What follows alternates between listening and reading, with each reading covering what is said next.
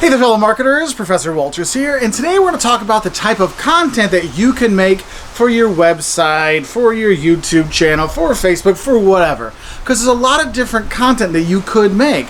But the thing is, it's not just making the content, or what kind of content you're going to make, but it's also who is going to make your content. So that's what I'm going to kind of talk about today, because there's a lot of different things you can do. Yes, you can write your blogs, you can write your articles about different things about your business, about happy clients, or what we think the latest trade will be in the NBA. Yes, you can do those things, but there's a lot more than that. You can make your videos, you've got your micro posts like on Twitter, you have your white papers you might do for research in your company that you want to share with the industry. You might have your YouTube videos, you might have an e-newsletter you send out every quarter, every month, or what it seems like with some companies, the deal of the day, every single day.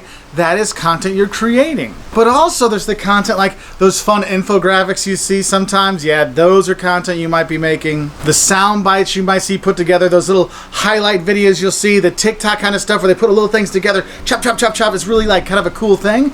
That's more content you could be making. But also you might look at it in terms of maybe you're putting together a seminar to teach your clients how to use your products, or a seminar on how to why it should be the product you use, or to train your employees. You might be making training videos or training pamphlets. There's all kinds of content that you could be making. And I'm not even getting into the mobile apps you could have out there that you're developing, or the mobile website that's going to be out there, or your website in general.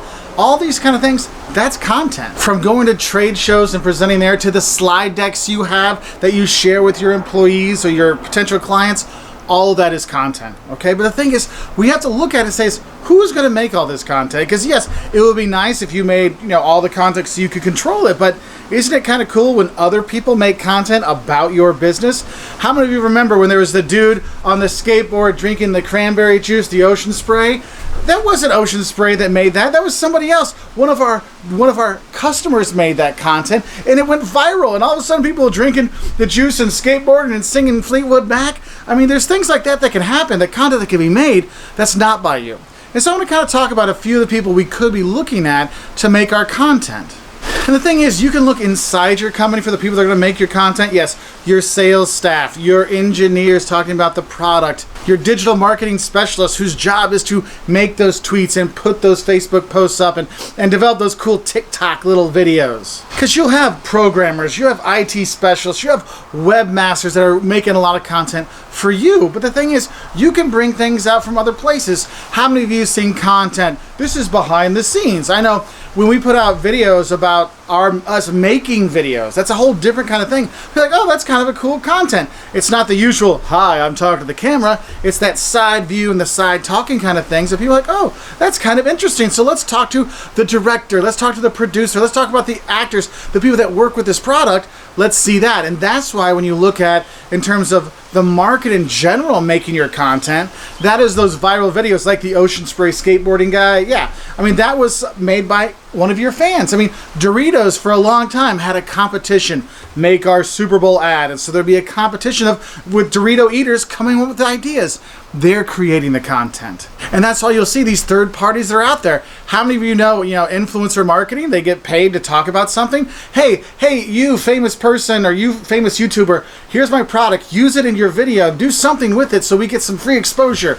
And so they make the content for you. And you'll see, if you ever watch, you'll see paid promotion on a YouTube video or something like that, or hashtag ad or hashtag sponsored on Instagram or anywhere. That is third-party content. That's what someone else is making and doing that. And so we look at kind of our corporate relations. Who could be making stuff for us? And the thing is, that's why you might look at it in terms of, hey, maybe we have our suppliers make some content for us. Where does the wool for our t-shirts come from? And so then the producer makes that. And the thing is you have your corporate partners, you have the market out there, you have your internal people. I mean, if you think about it, you have your SEO specialists, right? Your search and optimization people that say, hey, look, this is what the content that people are looking for. I mean, that's why you go to Google Trends, see what's trending around our topic, let's make content that relates to that, right? And so you do those things. And that's just it, is think about all the people in your business or your industry, or your organization that you have contact with. Maybe you have subject matter experts, people that are really the boss about these things. Oh yes, well, we brought in our expert on tennis shoes and tennis shoe design to come talk about what makes a good supportive arch in a shoe, right? And so you really can make content from content can come from pretty much anywhere. And that's why it's important you have kind of an open communication strategy within your business, because you know what? Anybody could come up with ideas about your product, about content to make, because you don't know what will hit, right? I mean, you use your SEO, you have your ideas, what could work, but think about all the different people that can bring in ideas. Because I know for me, I see where I work, they'll have content that's made by the Marcom people. They have that. They're digital marketing specialists putting those things together.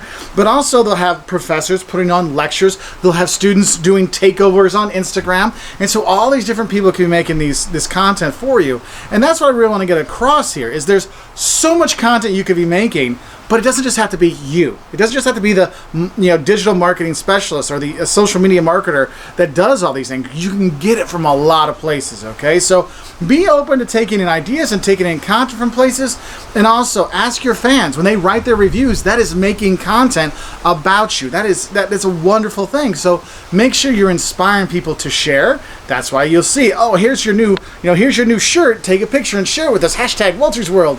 You do these things to get people to share, to get that content out there, all right? So I just want to give you some of the content you can make, and realize there's a lot more people out there that can be making content for you that's not just the digital marketing people. It can come from all over. And if it's your job to make this content, go and talk to those marketing specialists. Go talk to the sales team. Go talk to the retailer and all these people to get an idea. And of course your customers, to see what kind of content they want, because there's a lot out there that you could be making. Anyway, I hope this helps you understand kind of an idea of who will create all the content, but also what content they could create. And there's a lot of things you can do. All right, so I wish you all the best, and I'll say bye from here in Galveston, Texas.